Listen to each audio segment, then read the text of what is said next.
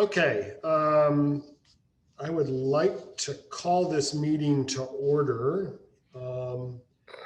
And I believe we have to go around the horn and say who we are and where we're from. Is that right, Bob or Susie?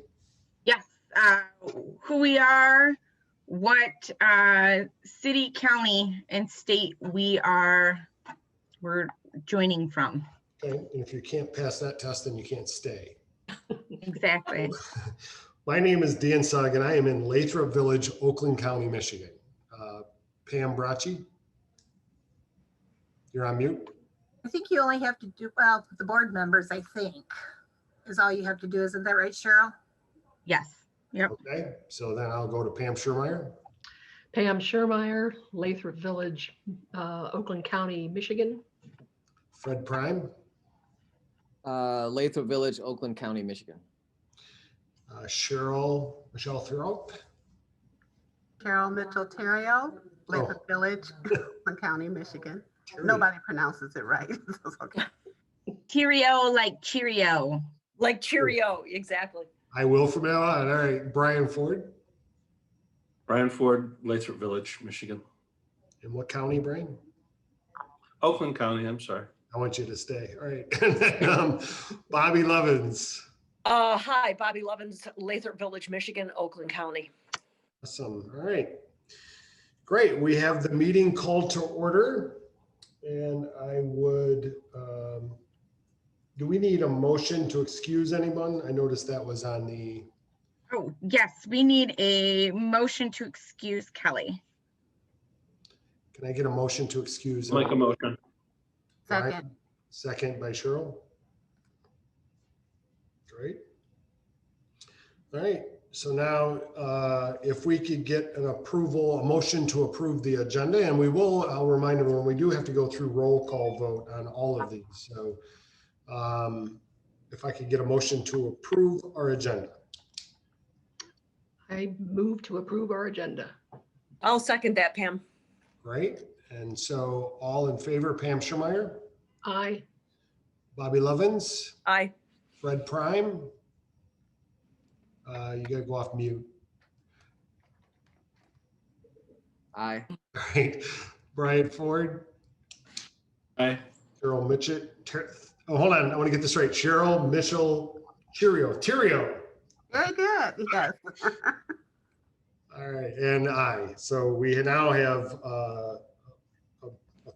unanimous approval of the agenda. And if everyone could please make sure you've looked over the minutes and let us know if there's any additions or changes or corrections to the minutes from our meeting Friday, November 20th.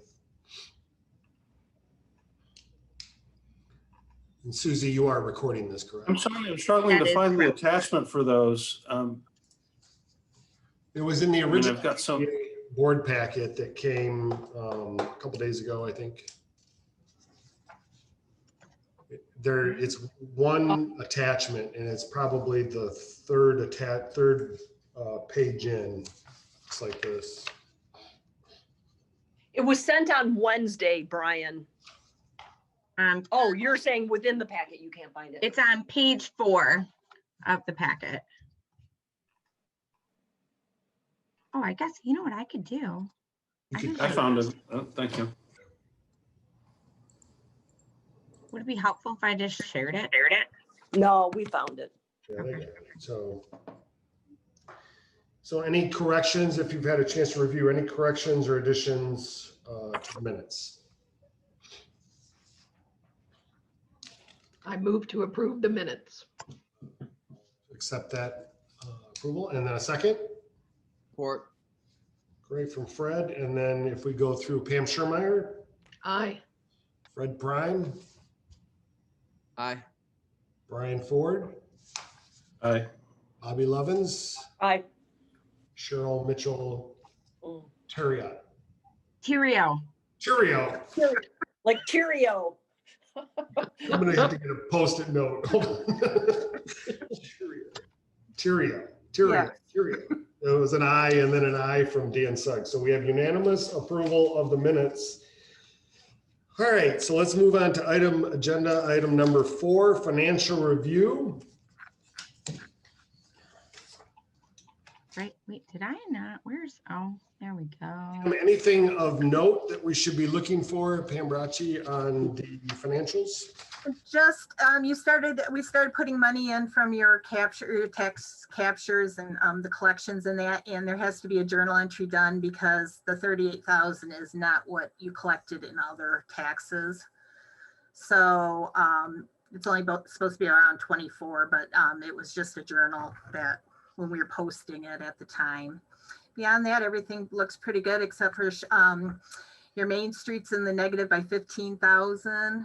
I think that's Main Street, and Streetscape is in the negative by 1,000. So Susie's going to have to do some budget amendments coming up for next council.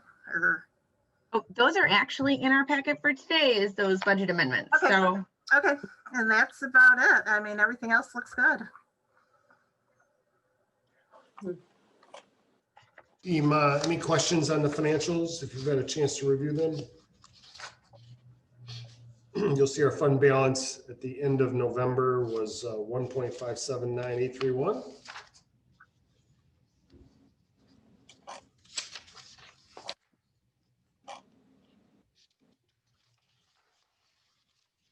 And the reason that we're minus 15,000 in the Main Street program, was that to pay for the training that we just had, or? no, that was, and this is, there's more detail in the budget amendment memo. Okay. But really what happened was that there was some expenses through, we had some expenses that straddled last fiscal year and this fiscal year, right? So most of that is through the mini grant program. We had done a budget amendment to add money to that pool of funding. We'd done the fundraising, but then those grants weren't, in the last fiscal year of 1920, but then those grants weren't awarded until, late summer, early fall of this fiscal year. So Yeah, it makes just sense. to make sure that those are balanced out. Right, makes sense. I'm freezing. No idea why. Any other questions around financials from November and December? Not much movement in the fund balance from November to December, certainly pretty normal stuff. So, all right. So I would ask.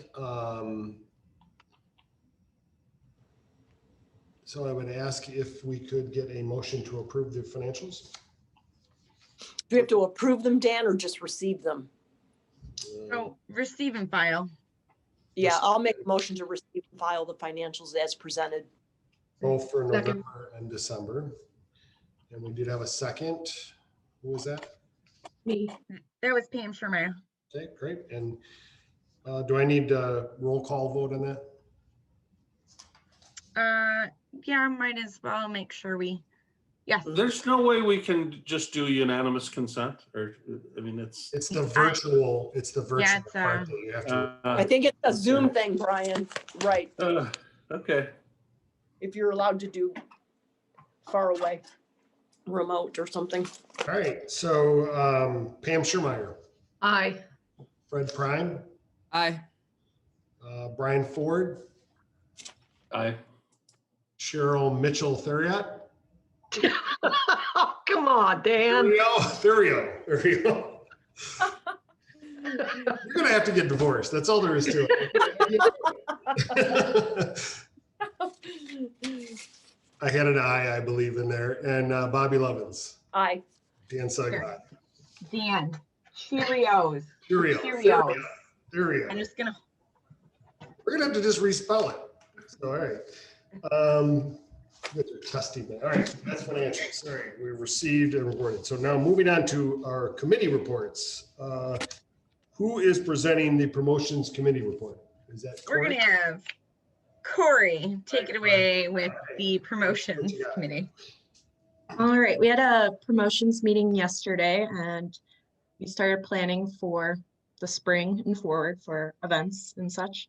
So our first item would be financial planning February. So we're working with local financial professionals, including Bobby, to do some webinars for the community. They'll include different topics like retirement planning, taxes.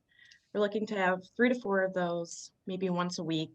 Hold on, UPS man. We gotta hold, please, Bobby. She's had an interruption. Well, I know that, but I'm. Oh, I have no idea. Oh. No idea.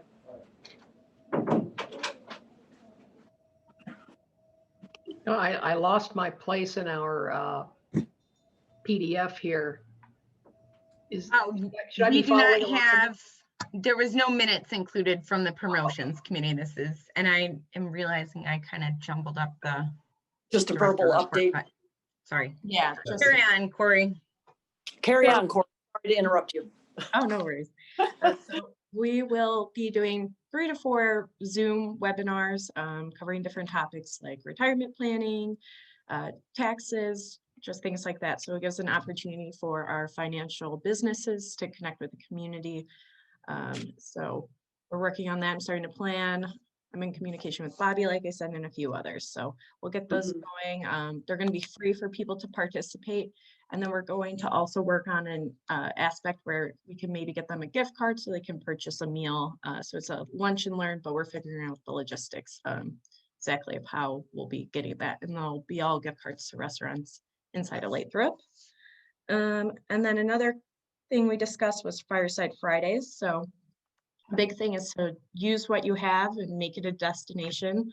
So we have the pavilion in Municipal Park. So we're going to start on Fridays from 11 to 1, lighting the fire pit and just advertising it to grab lunch from somewhere, come eat it or meet your neighbors, something like that. So we're going to start that in February. Yeah. So hopefully we can get some people out and then maybe work with our businesses again to give a lunch deal or something like that on Fridays and just have an area people can go. And then hopefully that in the future we can build off more events using the fire pit so people know to come to the park.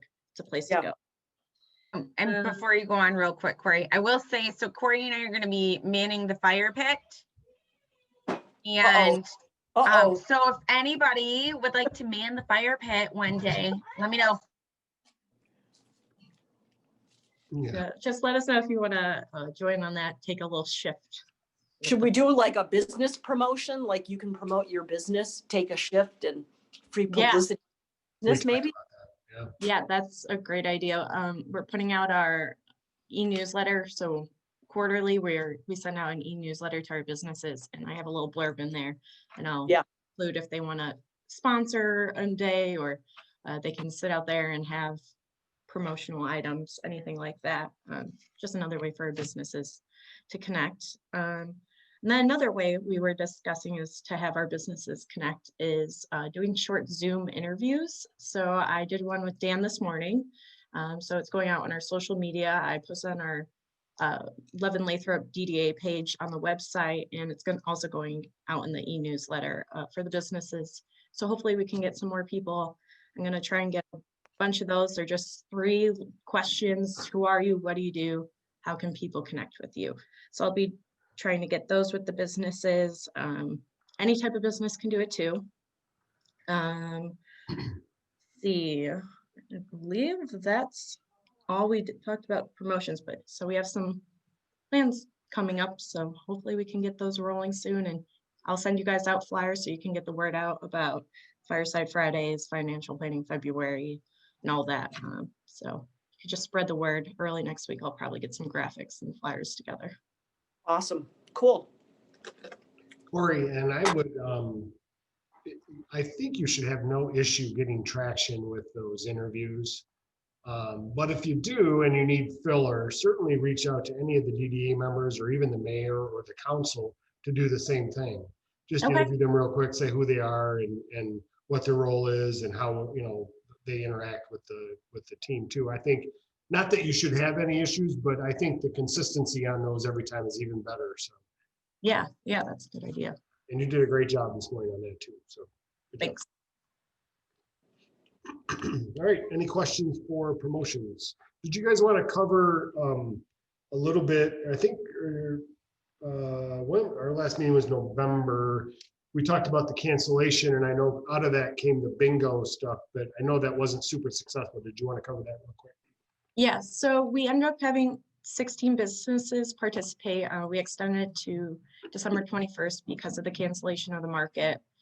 We only had one participant of the bingo, so next year, or I guess that's this year now, depending how things look, we're gonna maybe have to reframe, remodel that and take on a new approach because we only had one participant, even though we had it in the newspaper.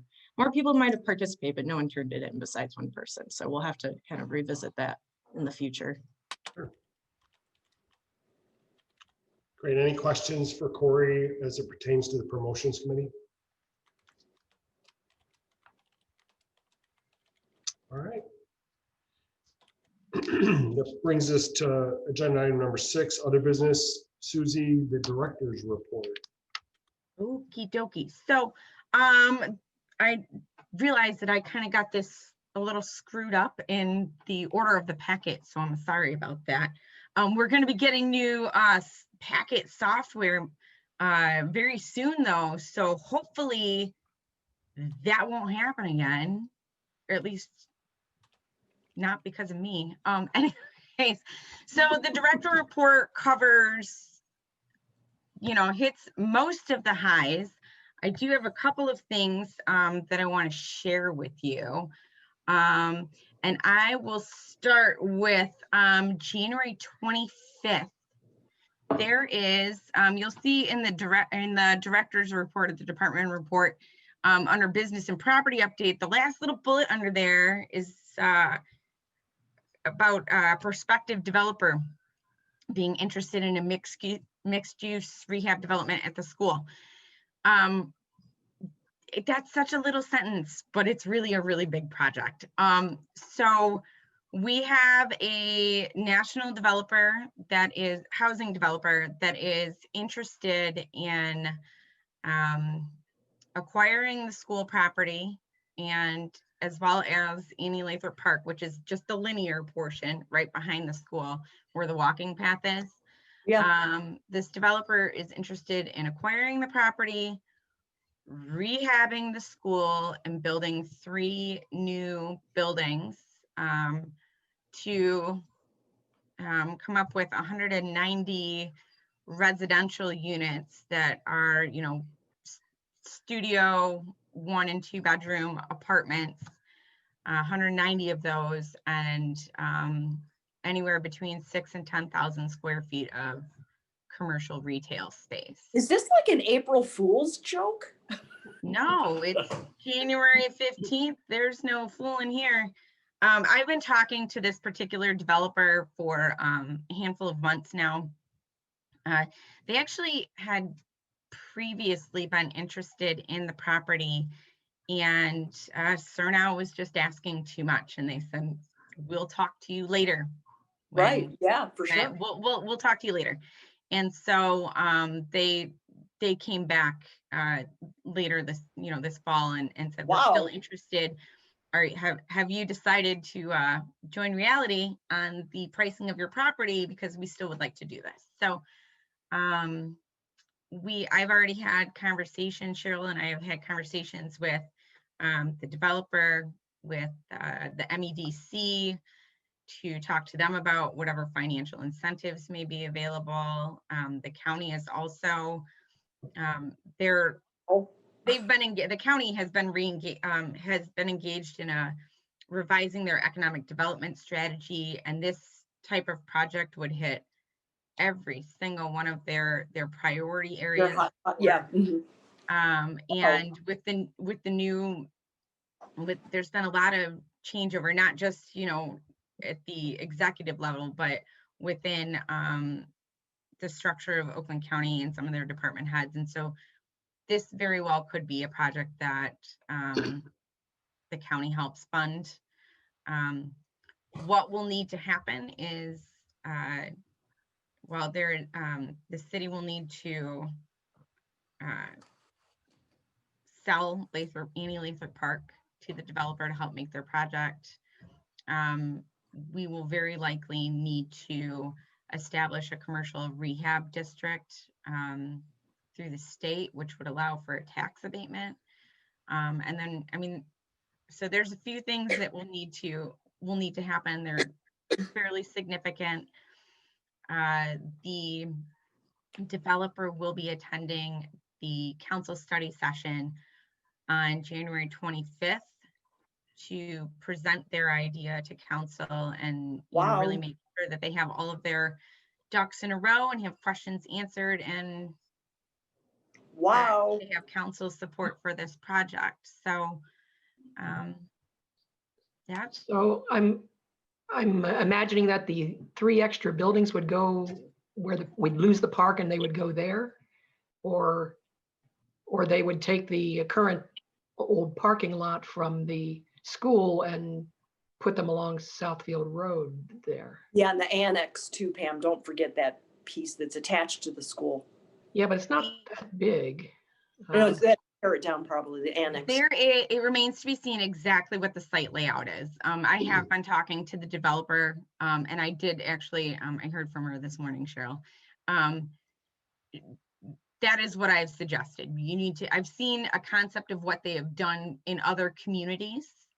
And, I mean, it appears very nice, and I'm familiar with this developer, so I don't doubt the quality of their work, but I have asked her to make sure that she presents and provides us a conceptual layout of the site, so we know exactly where those 3 new buildings would be, and we can see how having the park impacts their design layout and whatnot. I do know that they are intending to demolish the north addition, which is from like 1970 something, right? And it's got a bit of a zigzag roof. I know that is a portion of the building that they would like to demolish. Their intent is to actually go for federal historic tax credits. Wow. So they would be so I mean, and there will be, I mean, this is a very involved project, but our historic district commission would have to get involved to approve the demolition of even that small section. And when I brought that up to them, they were like, don't worry, the standards, your historic district standards won't exceed what the standards for the federal requirements. So, that part will be all very lined up. Nice. And nobody will regret you losing that part of the school anyway. I know that part of the school has been, even in very casual off the record conversations I've had with members of that, of the Historical Society and the District Commission. I mean, they all agree that that's not really much of a contributing piece. Not very historic. So I will send you all that link if you're interested. Yes. It would be great. Please. Super exciting. Wow. Are they talking at all about restaurant bar in it, in the retail? We have not talked about the type of mix at this point. We're just not quite to that end, but that'll certainly be something that we discuss as the project moves forward. So, wow, super exciting, Susie. How can we expect there be any ask of the DDA from this developer in that project, because it is squarely in our functional area? And are there zoning implications if we're putting residential buildings up there? No zoning implications. This is actually the mixed use, the residential commercial mix that is a permitted use by right within that district. And this really would set up, this really implements the downtown plan, and really, this is that catalyst project that the city's been looking for quite some time. This is the shot of adrenaline in the arm that we Yep. need. Right. Absolutely, absolutely. Right, Those get the smelling grandiose salts. ideas that Kelly was, we're like, we have grandiose ideas and they never go anywhere, that we were talking about on Wednesday. I mean, Wow. this is a grandiose idea, but this would really, like you said, that's that shot of adrenaline to get this going.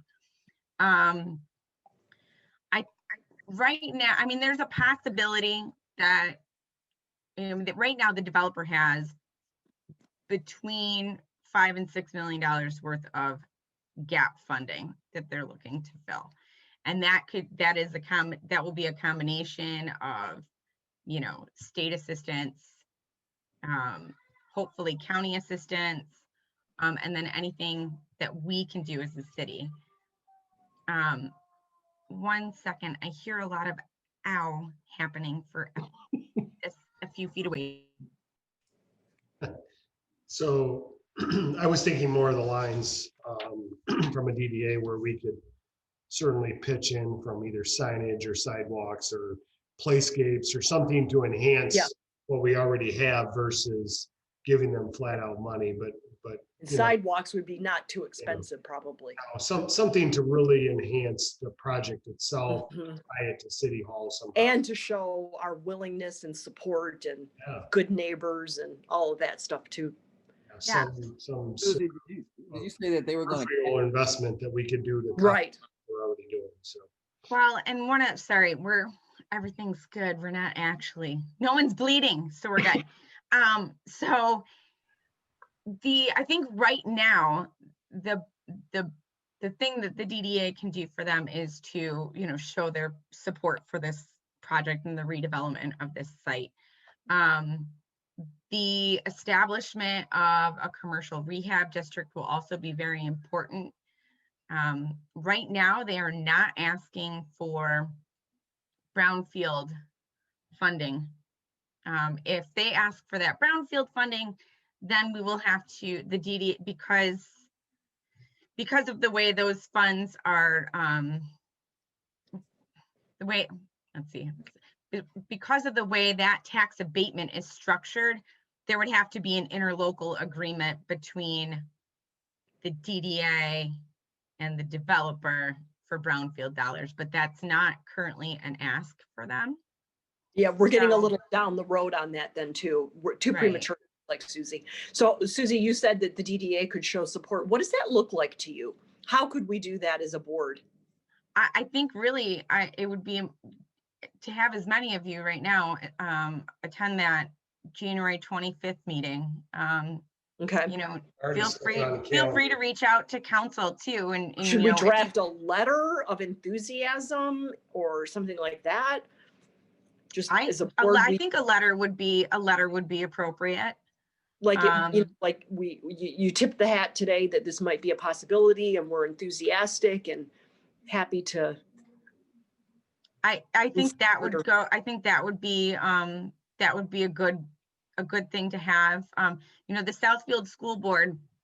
So there is one tiny little wrinkle to all the Annie Lathrup Park, is that the Southfield School Board has a deed restriction on Annie Lathrup Park that says it must be used for either school or park purposes in perpetuity.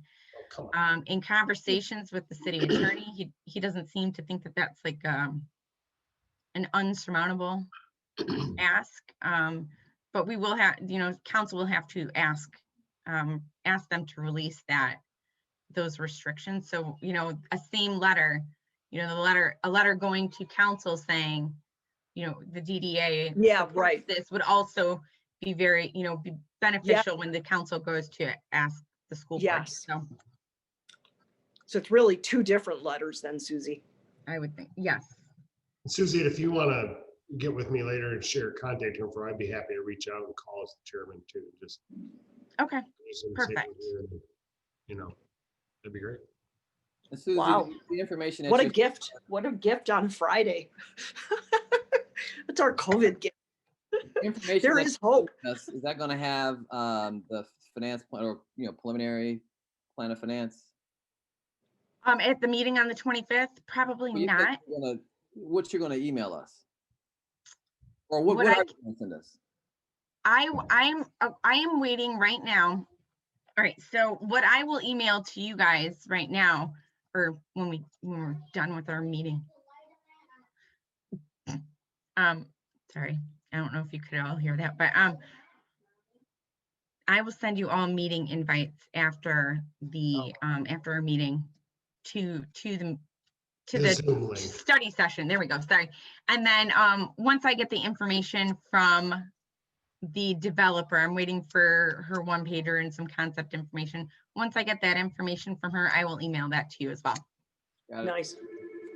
So any other questions on the school project?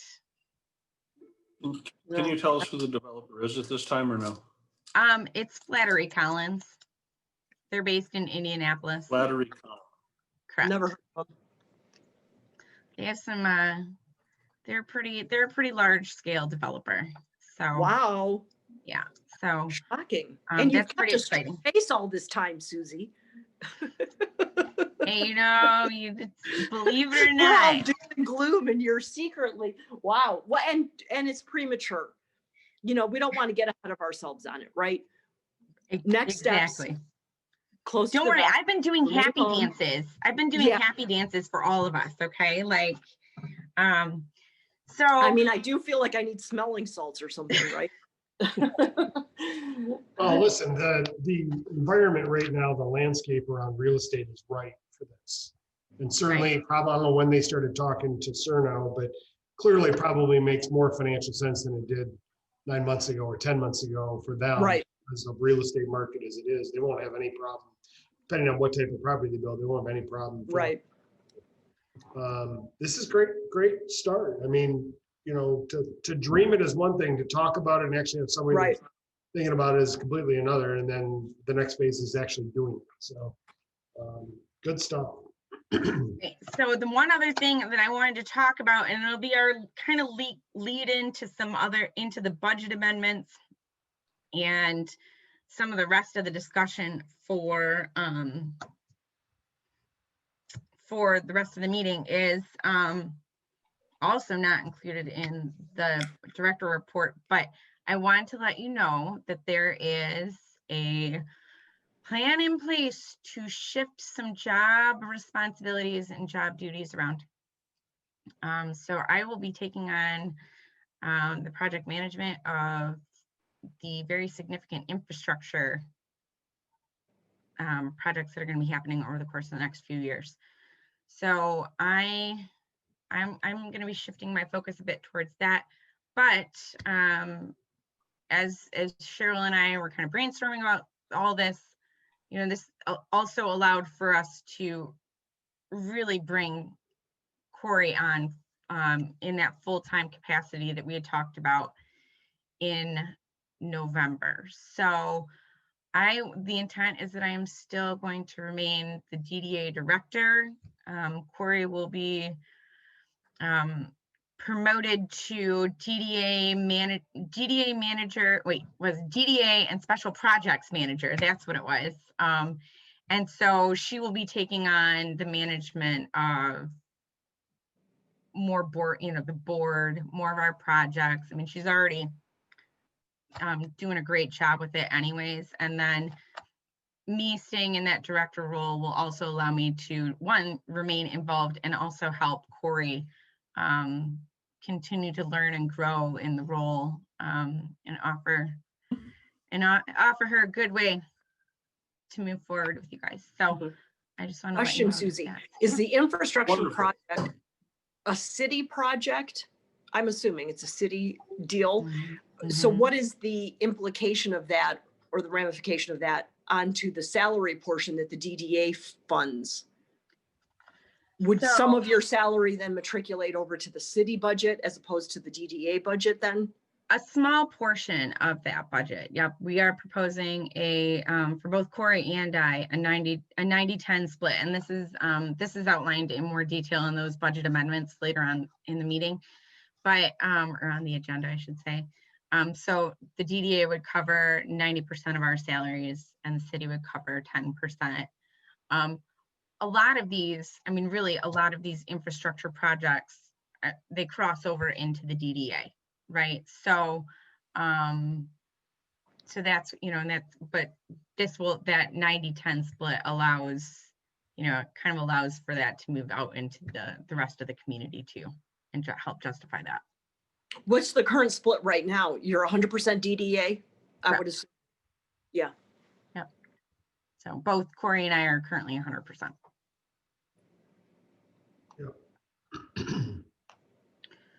So that's like the biggest change. So, Well,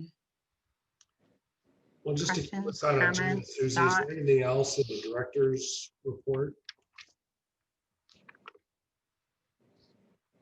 I think that was the bulk of it. We have some special meetings coming up for, if you have any comments about the cannabis ordinance stuff that we discussed back at the end of November, please get those comments to me as soon as possible. I did talk to the road commission yesterday. They're hoping to have that environmental assessment to the Federal Highway Administration and MDOT by the end of February. So that's moving forward. Wow. What about the Historical Society permanent space? Is that something the DDA has to get involved in, or is that just? That is kind of FYI for right now. They had appeared before council at their study session in December. They had previously been located in Jet's building, the one closest to 696. They had a space down there in the basement that Jet had donated to them. And with the sale of that property, they ultimately, long and short of it is that they couldn't afford the space.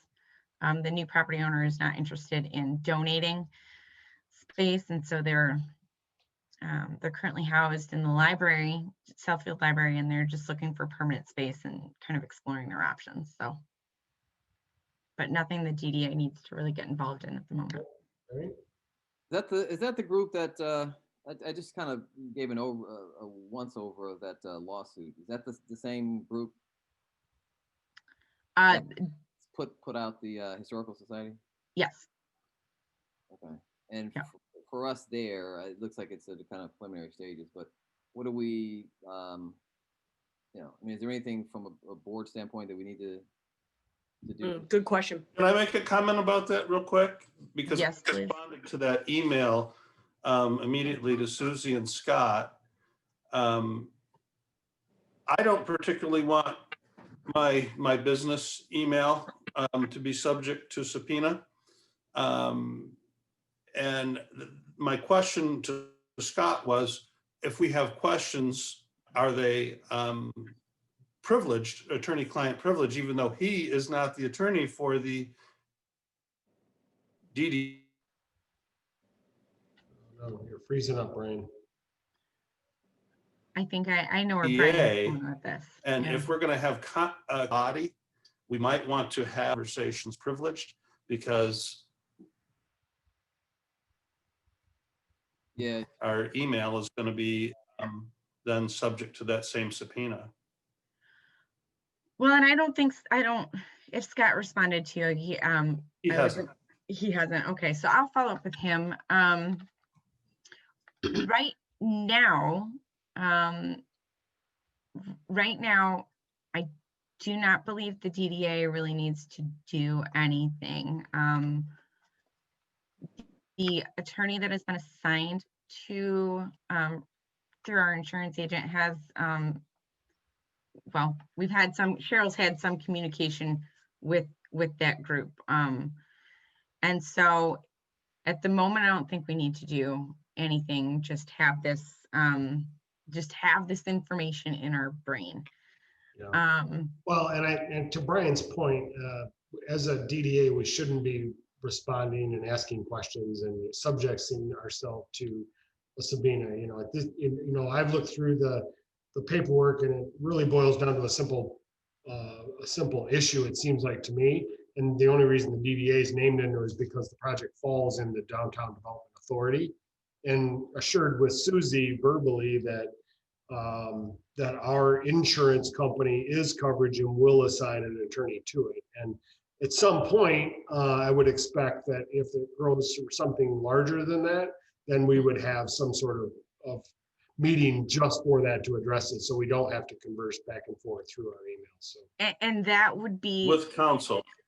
correct. it could be with counsel, and it would be a closed session, right? So that would not, so we would be able to speak freely, right? And with whichever, the city attorney and the attorney assigned to this. But Yeah, I thought the same thing, Brian, when I got it. I started to respond to the email. I'm like, no, I'm not gonna do that. I'm just gonna call somebody.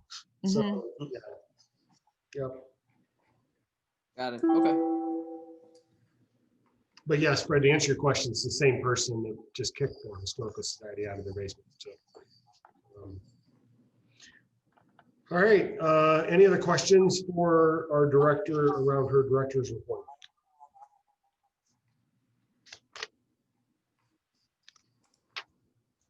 All right. So I already moved on the agenda. Hold on. Do I need to have? We don't need to receive that or anything. Do we? Nope. Okay. We can just happily move on to High-level amendments. bylaws. So we've been talking about this for a while, and well, shoot, I should have done a bit more reading. One of the things probably one of the biggest things, in my opinion, that we've been talking about for the bylaws was to reduce the number of seats on the board, but it turns out that is the role and responsibility of council. So I took all of the references. Related to reducing the number of seats out of the bylaw amendments. So what you have before you is really some relatively minor updates, properly referring to the to Public Act 57 of 2018, where everything was recodified, clarifying the language about we had some clarification on the language regarding who can be on it, and how the mayor can appoint, he or she can have their own alternate, and how that, and how the makeup of the board is determined. And that that language right there is straight from PA 57. And then some of the other things that we had talked about in terms of absences or the term limits, and changing the officers from 1 to 2 years, but those are just suggestions. So thoughts, comments, it would be, if you'd still like to have the number of seats reduced, that would be a request.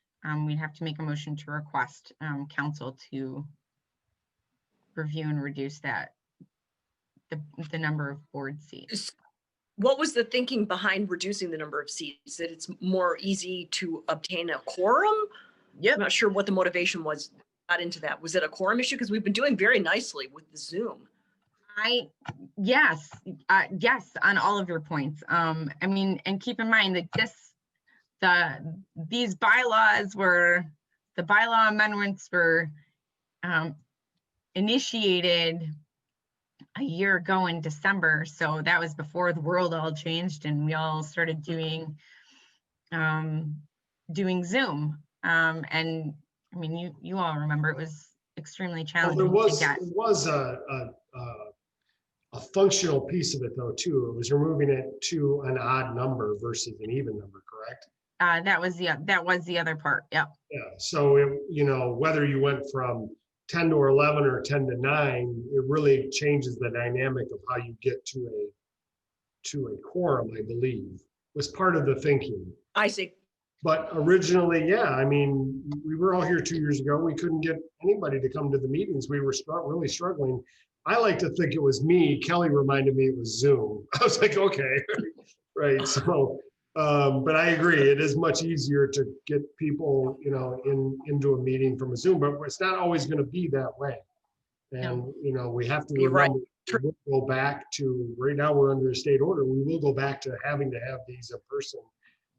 And we will still continue to struggle. So, I'm, as it stands now, myself, I would like to see it be easier to get to a quorum at all time because the function of the committee needs to move on. And I think it's a big enough number that we're not trying to like conjugate a majority because we have 3 or 4 people for our own purpose. It really is functionally just the best way to get to a decision-making body, I think. Okay. And then as far as the term limits and, I don't have a feeling one way or the other. I think if you have somebody that's engaged and in the community that serves well in a DDA, I'm not 100% sure we should limit their term. And then as far as the 2-year term in office, it kind of makes sense to have those officers serve and get kind of a function going and that knowledge passed along. But again, it doesn't apply to me because my term is ending. So I just don't know how the rest of the group feels. Yeah, I kind of agree with you, Dan. I do like the idea of the matriculation of knowledge. That seems kind of cool. And you get it under your belt. That sounds dynamite. I don't know if we've really had people chomping at the bit. I think we've really struggled to get people on the board. I don't know, it sounded like the other evening on the call that maybe there's new people that want to. That's dynamite. But if you do have people that are engaged, I think that's very valuable too, personally. Well, Susie's suggested bylaw change would be for 12 years of service. Is that right? 3-4-year A term? maximum, yeah, a Maximum? maximum. Right. So I would be fine with that. I mean, 12 years seems long enough Dave for was, anyone to serve on a I think board. Dave was, yeah. I'm sorry, Bobby, you broke up there. What'd you say? Oh, I think Dave was the prior chairman. I think he was on the board for 20 some years. Yeah. Under the other mayor and that. So that's a long time. Well, 12 years. But I'm torn. I also love the idea of, new ideas and fresh visioning and fresh enthusiasm. I mean, I think ultimately for at least for the number of terms, I think that to Bobby's point, I think it's good to have fresh ideas, regular, at least somewhat regularly coming through to the board through new appointments. I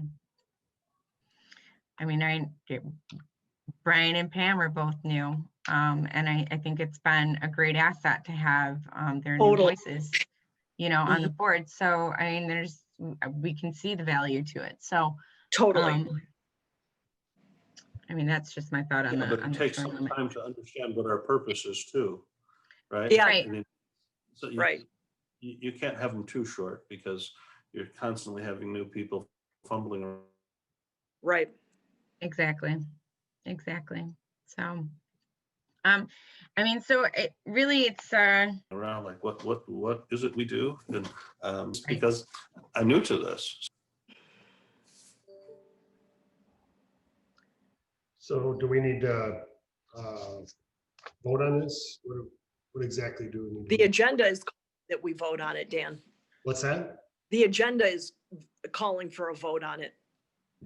So, I mean, I guess the two, there's two things. If you like what is currently in there, which, like I said, it doesn't change the number of seats, but it changes the number of terms and, the officer terms. If you like that, then you can make a motion to adopt the bylaws, the bylaw amendments as presented. If you would prefer to change the number of board seats, I would hold off on adopting all of the changes, and I would make a motion to ask council to reevaluate the number of seats. All right, so I would venture that we currently have 10 slots for DDA members, correct? Board Yes. members? I don't know that I've been to a meeting yet that we've had 10 people full in attendance. So I'm curious, why don't we just go around? Pam, what are your thoughts on it? Yeah, I certainly haven't been at a meeting when there's anywhere close to 10 people. So yeah, I think going down one would be a good idea. Yeah, Bobby, Yeah, I'll go along with what Pam said, going down one. Fred, Yep, I agree. Brian? Where we've had everyone, so. Brian, I got a head shake. Was that a yes? Yes, I think 9 is the appropriate number. Cheryl? All right. So Hold on just a minute. For right now until. I would say that the 9 would seem to make sense. So you would need to change that in 2 places. The other one being the amount needed for a quorum. Mm-hmm. And I also want to mention that we've received 5 applications for the vacancies on the DDA, including Pam, who submitted for being reappointed. That's awesome. That's a great number. Yeah, it's great news. All right, so since you are all in agreement that you would like to have a reduced number, I think we need a motion requesting city council reduce the number of DDA board seats by 1. So, motion? And then, let's see, reduce the number of board seats by 1, and then you guys can take up the remaining bylaw amendments at a later meeting. Let's Susie, just- I'll make a motion, Dan, that it Motion be from for Bobby, the council second for review. Second, from Pam. Pam, in favor? aye. Fred? Aye. Cheryl? Yes. I'm not even gonna go with the last name. Brian? Brian? Aye. And Bobby? Aye. And Dan? Aye. So unanimously, motion to present to council for approval, reducing the number of board seats from 10 to 9. Once that is decided, then we will take up the amendments to the terms and the term limits. Do we want to do a motion for the reduction in the number to qualify for a quorum as well, or no?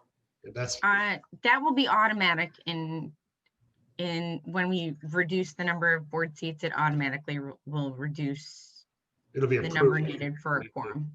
But that'll be spelled out in Mhm. the document that goes to council. Great. Got it. The gloves, right? All right. Great. Let's move on to new business. We should be able to pick up the steam here a little bit. Yep. 2021 meeting dates. Has everybody had a chance to review those?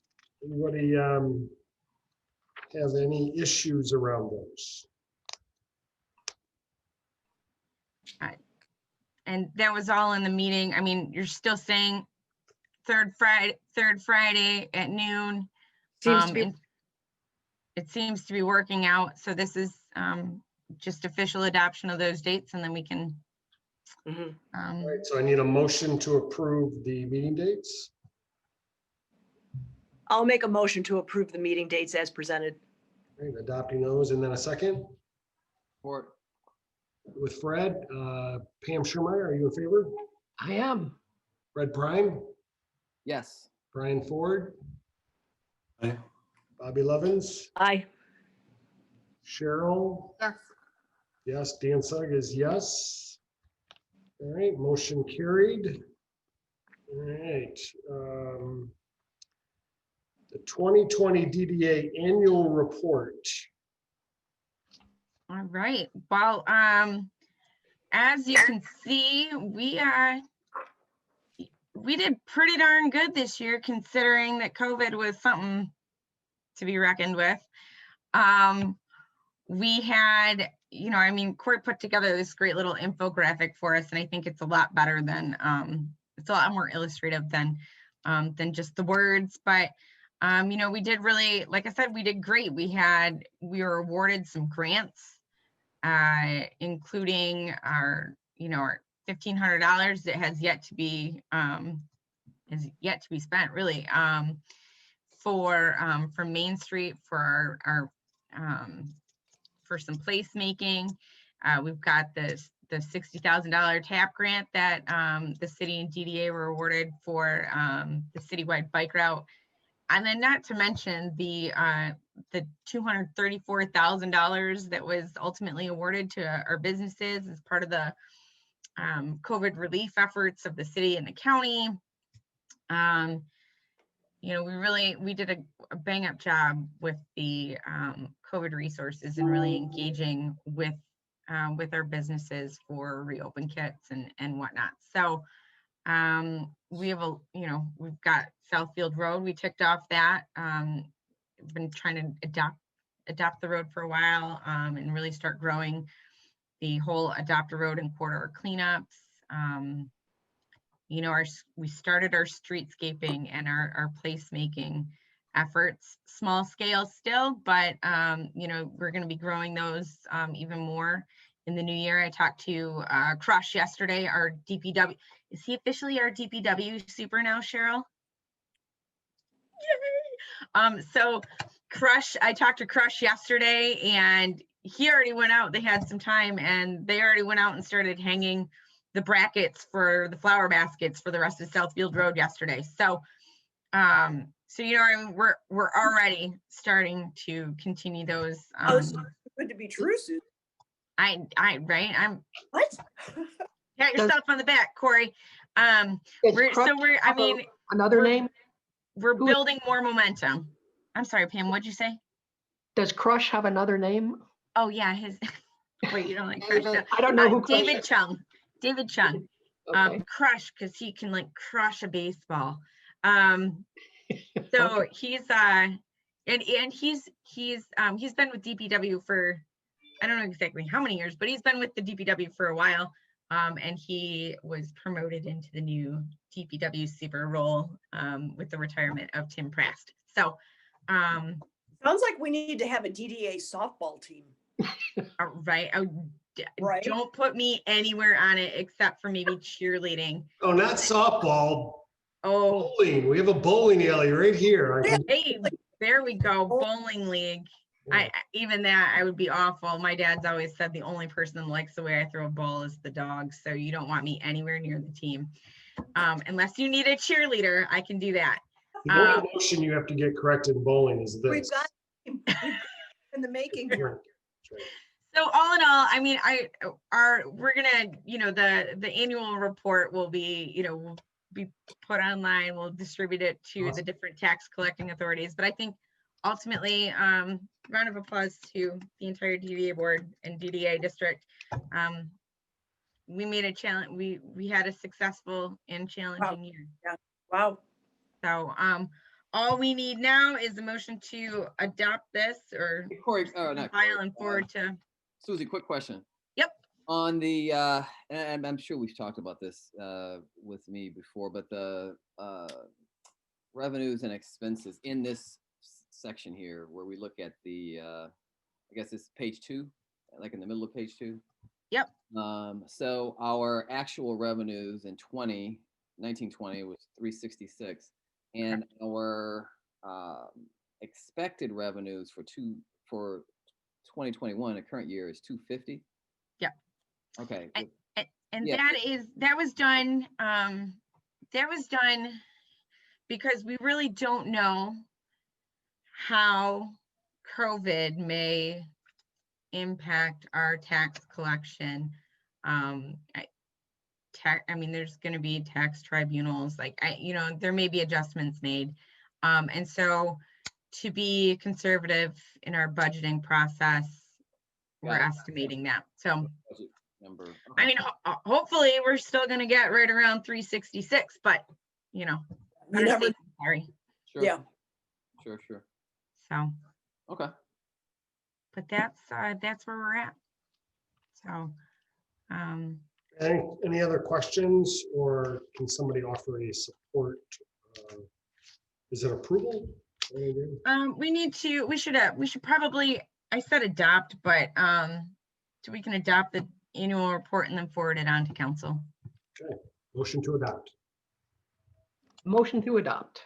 Pam, and second, Support. Fred. Yep. Pam, in favor, Aye. Fred, Aye. Bobby, I, Brian, Aye. and Cheryl, Yes. and Dan. Aye, so yes. Forward along for that. All right. All right, next Let me up, jump into cost share just real quick. Why did you attach the attendance report? Was that just for informational purposes? oh, for the annual report, yes. Okay. Yep. All right, cost share, Susie. So I actually sent you a slightly revised version that just kind of made it read just a little bit easier, but what you have in your packet is essentially what was there. There wasn't any major changes. But as you know, this kind of started, it did start back in the budgeting process in May, June. And, you know, Cheryl asking about the DDA sharing some expenses. And so the executive committee met 2-3 times in the fall to really hammer out where we can, where it makes the most sense to share those expenses, and or in some cases take them on entirely, like the I-696 service drive maintenance contract. That was a lot. So this is what's in your packet is what we've drafted so far. I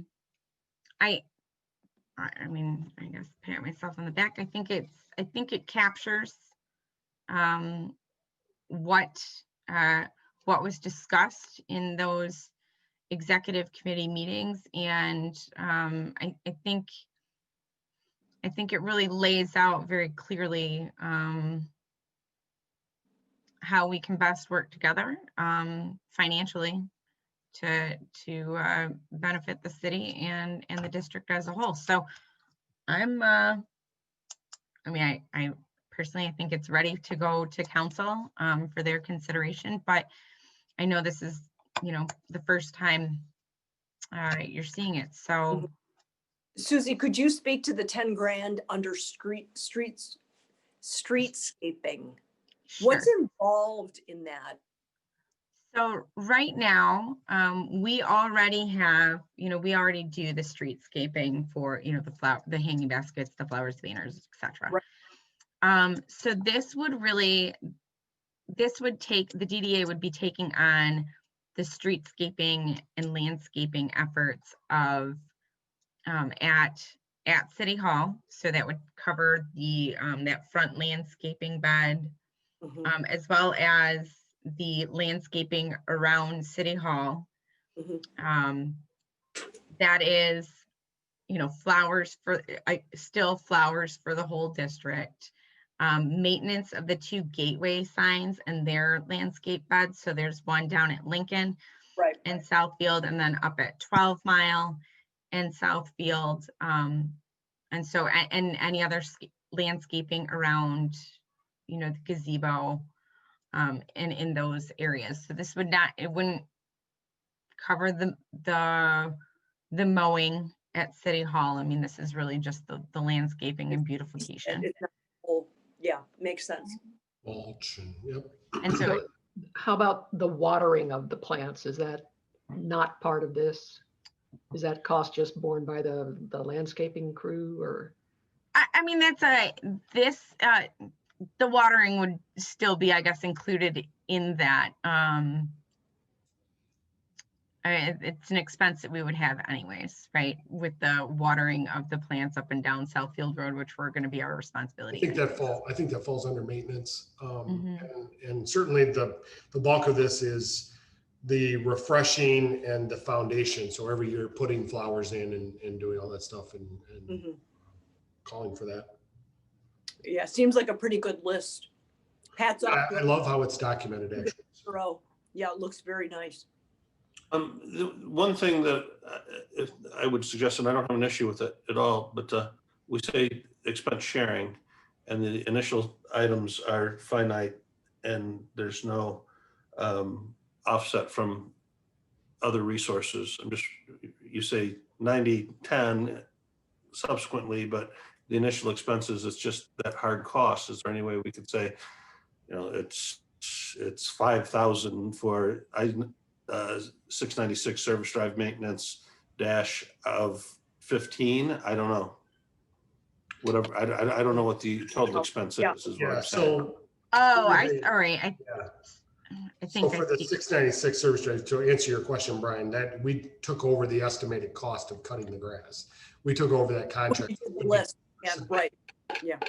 So I think to Brian's point, maybe. So if that's 100%, that's 100%. I mean, that's fine. But I mean, the text above says we're sharing in this, but. okay. All right. I get you. All right. Clarity.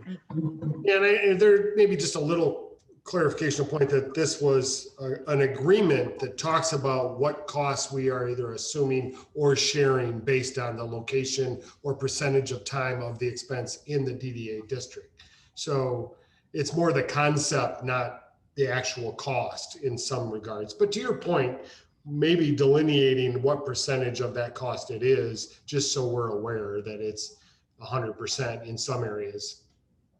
Or would it be easier? Or it's just as you said, Dan, the DDA agrees to assume or share versus agrees to share.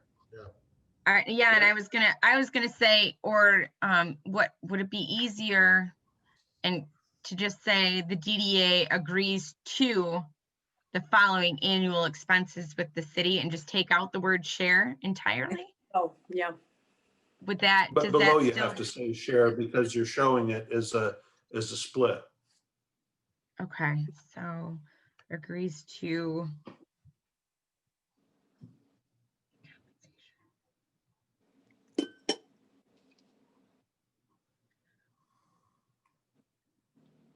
All right, so maybe.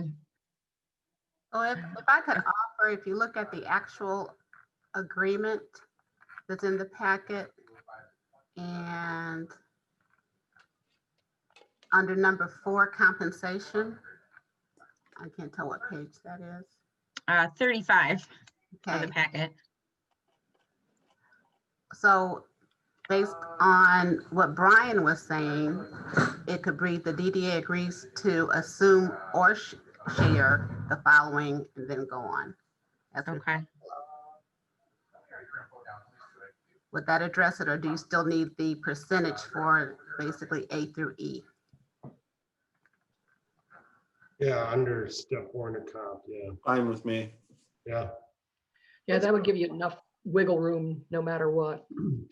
And we also have a slight discussion around the split of the actual salaries, and really just as it relates to just my experience around Parks and Rec. I don't know that with the addition of the special projects manager and some of the stuff that the DDA has taken over, that we're really giving the benefit of the Parks and Rec director for 25% of the time. Does anybody else feel like that maybe should go to kind of along the way of a 90-10 split? Wait, what are you asking? On the Parks and Recs coordinator, we currently share 25%, and I'm not sure that, we're getting 25% of the time. If you look kind of along the lines of the DDA director and the special projects manager, they're all 90-10. And I don't know that we don't do the farmer's market anymore. We don't, we kind of move through that piece, and we're kind of doing some of that stuff really as a DDA. I just wondered if it would make more sense just to put that in a line with 10% DDA, 90% city. Yeah, follow suit. Yeah, I agree with you, Dan. That's the actual, Cheryl, the expectation. I mean, just in terms of what we've done and, you know, what we're projected to do. Seems like it. Trying to find, there was actually a list of some of the activities that Chris was providing that were beneficial to the DDA. And he was on the call. He may have had to sign off since then. But one of the things that I had suggested as we were working through this partnership and collaboration and formalizing it is that some of the activities that are held by the Parks and Recreation staff could actually also have the brand of the DDA on them to help identify that this is an activity that's supported by the DDA. Do we have access to that list, Cheryl? I was trying to find it while I'm on the call. I mean, the farmers obviously chief among them, but Well, and I was thinking just while Cheryl's looking that some of the activities, certainly since we've been here, we've, you know, in the last, let's say 18 months, and since Corey's joined us, we've kind of taken that over. You know, if I think about the vendors market that we were going to have, but it got canceled. Right. We did all, you know, the assignment of that. And I just, you know, I'm just trying to understand why that one's different than the rest and maybe think along future of that.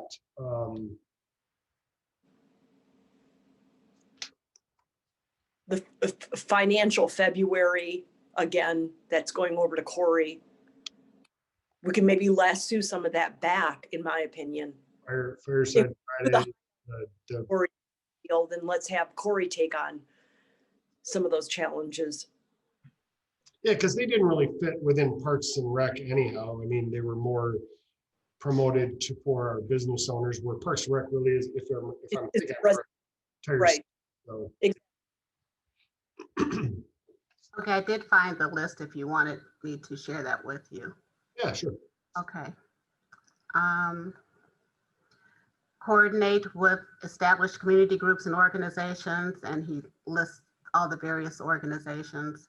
Helps residents to create new community groups and clubs to suit their interests, developing community leaders, including the Nature Club, Community Vegetable Gardens, Friends of Lathrup Village Dog Park. Assist residents with finding resources, Southfield bus services and various senior services. Generate volunteer opportunities for community involvement, including the community credits that people are able to obtain. Creating events and programs, reach out. Hold on, I can't read this. To the community rather than relying on the community to come to us, selfie stations, house decorating contests, fitness circuits in the park, and meeting one-on-one with residents to check in on them, events such as coffees and making calls in the lobby when they visit. Mm-hmm. Yeah, and not to pick apart, but most of that was resident driven. Mm-hmm. The first one, I think that's probably the biggest piece I think Corey's probably wedged herself into, is getting that connection with our business members, making those connections. So what is your thought on that, Cheryl? I'm not trying to take anything away from anybody, but I want to be in line. It's kind of, I want to be able to defend that we're using Parks and Recs 25% of the time versus, yeah. You know, all of the events that DDA does and special projects manager now will do benefits the city also at least at 100% versus, you know, we don't do anything just for the DDA, it's for the greater good of all of it. So I just think, in my opinion, we probably should just split that out 90-10. Yeah, I would concur with that. Yeah, that makes a lot of sense to me too. Now, what are the implications for the city's budget? If we have to adjust some of the other splits, the one thing that's not mentioned is as part of the reorganization and a reflection of what we've actually been doing, is that Chris's role has also been to be in charge of the facilities and the grounds in general. So he's the one who's coordinating a lot of the care of many of the sites, including the flower gardens and the entry points, as well as the building, because as you can imagine, we've had to make some major changes relative to what we're doing in the building in order to keep everyone safe and in compliance with all of the health orders that are in place. So part of that, because the DDA is housed here, they're benefiting from. So if you did want to adjust it, I would ask that perhaps we look at a, 85-15 split?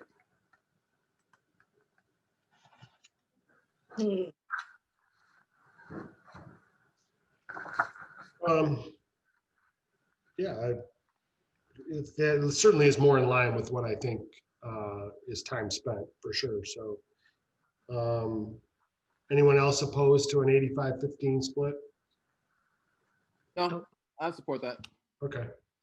Do we need, so as a whole, we've now seen the cost share. We need to adopt and send this to council, right? Yes, we could, and we can adopt with the, changes. Yeah, we can just, To under section 4 under compensation, to change it to agree to assume or share. Yep. And then change the split to 85-15 if that's what you're going for, and then forward that to council for consideration. Great. So let's get a motion with those amended changes in 2 spots to adopt the proposed cost share agreement between DDA and the village of Lathrup. All right, I will do that. Move to adopt the cost sharing agreement with the city after implementing the 2 changes we just discussed, and then send it on to city council. And I'll second that, Pam. support from Bobby. And then all in favor, Pam, Aye. Fred, Aye. Bobby, Aye. Brian, Aye. aye, and Cheryl? Yes. And Dan, yes. So unanimous. Awesome. All right, Susie, budget amendments. All right, so we already touched on this a little bit. So we've got our budget amendments to line up some of our expenses. As I mentioned earlier, like when we were talking about our financial reports, that big adjustment in the Main Street line item, like as I mentioned, that was funds that were expended, raised in 1920 and spent in 2021. So the vast majority of the budget amendments that are presented to you today are to make those adjustments. This also happened with our streetscaping.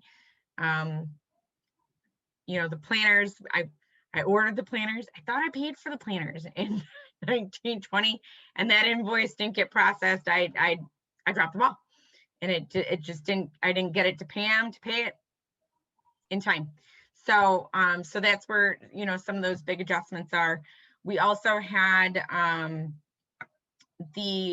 also included in this budget amendment is the adjustment for salaries for myself, Corey, and the new code enforcement officer who started on Monday already, kicking butt. So those specific amendments are in there. There's, like I said, there's a slight adjustment from the training and membership. The National Main Street Conference would have been in Boston this year. And so that, everybody's still remaining virtual. So there's that. And then we've got Agreement. Yep. and all the rest of these are just to align our budget with the items that are outlined in that cost share agreement. All right. Any questions on I the, have a question, Susie. On the revenue that you're, the capture taxes that you're bringing down, would that be beneficial just to leave that the way it is and make that budget amendment in June when you have your true figures? Because you're gonna have to do budget amendments again in June. This is only. I haven't changed none of the revenue was changed. This is all what was budgeted in June, July. Well, the projected you have brought down to 255, if I'm reading that right. Yeah, but that's what was approved for this current budget for the 2021 budget. Okay. Right, no adjustments were made for that for these for Okay. this round of amendments. I just made adjustments to the expenses. I guess because I'm looking at the projected, that's the title on that instead of actual. I guess the better way to say that is what Susie's saying is that was the original amount that was projected back then. Right. So maybe I should have had that, but I should have probably changed that to budgeted for 2021 is a better way to put it. So Instead projected, yeah. Because when I was reading the projected, that's why I had the question. Okay. yeah, sorry. My accounting's kicking in. That's all right. It's clearly not the thing I do on the daily, so I'll make sure to meet. All right, so any other questions around the proposed budget amendments for full year 2021?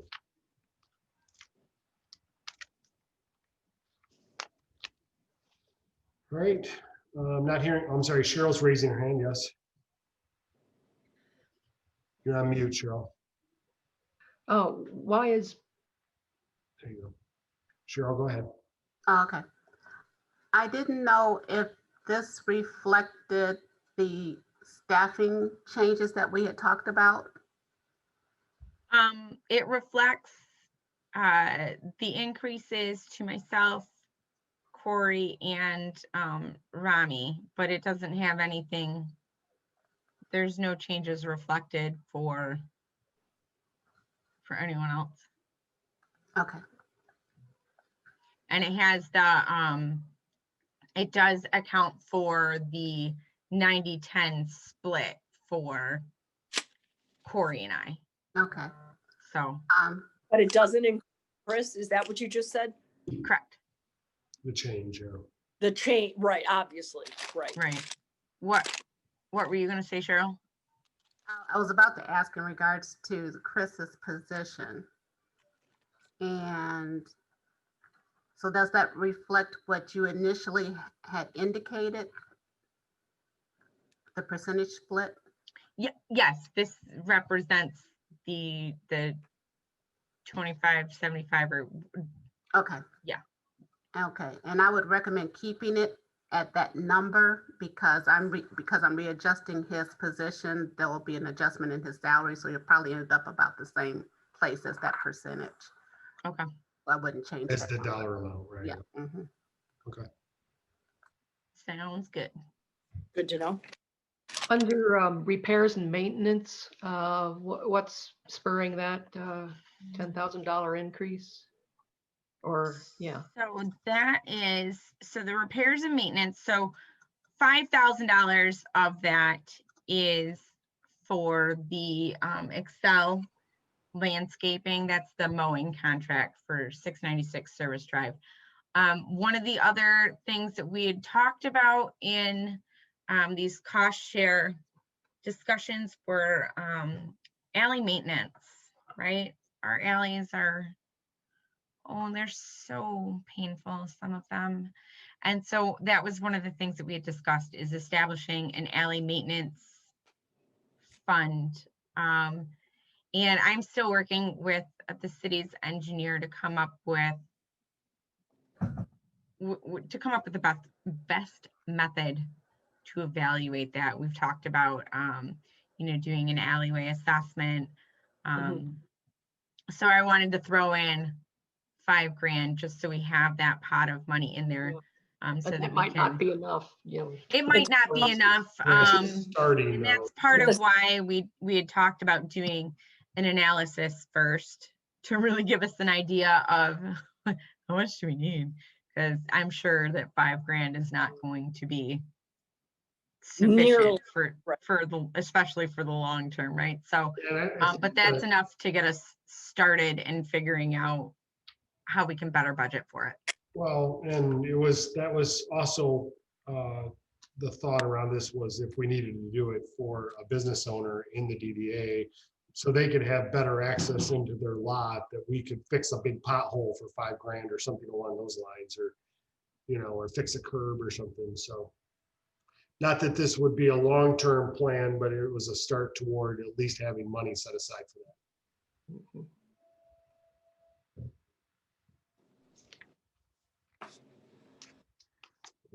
Any other questions around the budget amendments? Mhm. All right, we need a motion to approve and adopt. I move to approve and adopt the amendment. I'll second that, Fred, or Brian. Fred and Bobby, and then Pam, all in favor, Pam? Aye. Fred Prime, Aye. Bobby Levens, Aye. Brian Ford, Aye. Cheryl Theriot. Yay! I got an aye, and then Dan says an aye, so unanimous carry of the budget amendments. Which brings us to public comment. I don't see anybody on the attendee list anymore, so I don't believe we have any public comment.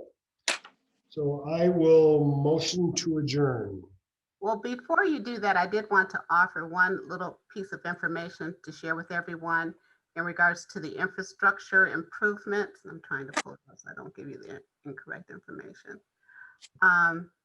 The council has approved,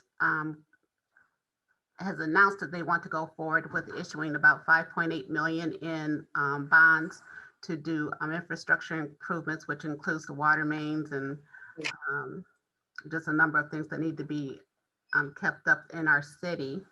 Where is that? And there's going to be a town hall meeting on that on Wednesday, January 20th at 7:30 p.m.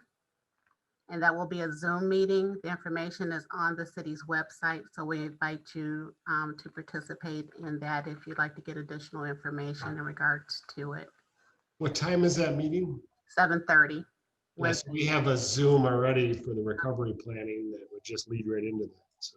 Yep, you'll have enough time to get some dinner and come to the town hall.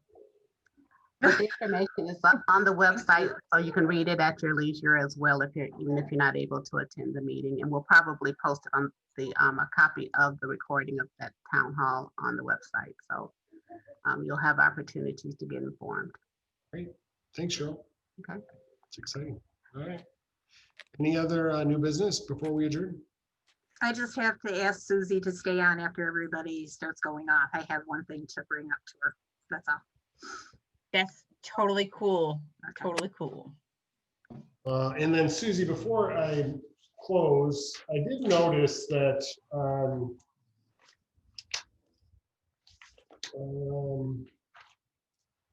right here on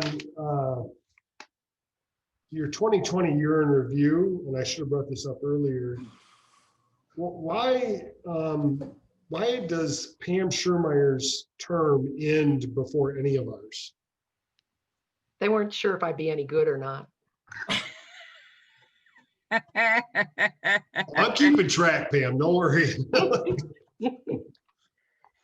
No, she was finishing out a term. Okay, So that's, I think she was finishing out Ryan Hertz's term. So that's why her term ended earlier than the rest. okay, all right.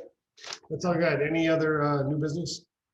But I will say to that, Pam's awesome. She's already going to be in charge of our planting party. She doesn't even know it yet. Oh, Oh, smooth moves, Susie. I guess I'm drafted. don't you love it? Yeah.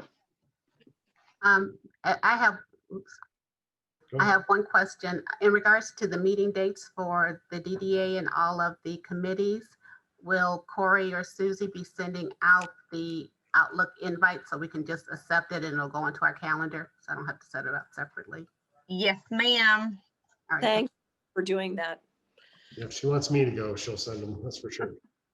Well, and just as, gosh, I guess we should have covered all this. As of right now, it could change. It may change. Who knows? We can meet remotely until March 31st without any additional action being taken by Cheryl or the mayor. Right? Okay. So for right now, we're gonna continue to meet Zoomly, remotely. We're gonna meet remotely for as long as we can. So just want to make you aware. All right. Do I need a motion to adjourn? Yeah, that'd probably be good. Motion to adjourn, I move to adjourn. Cheryl. Second, Second, Pam. All in favor, Pam, aye. Fred, Aye. Bobby, Bye. Brian, Aye. Cheryl, Yes. and I. We so are adjourned. Nice seeing you all. Talk to you soon.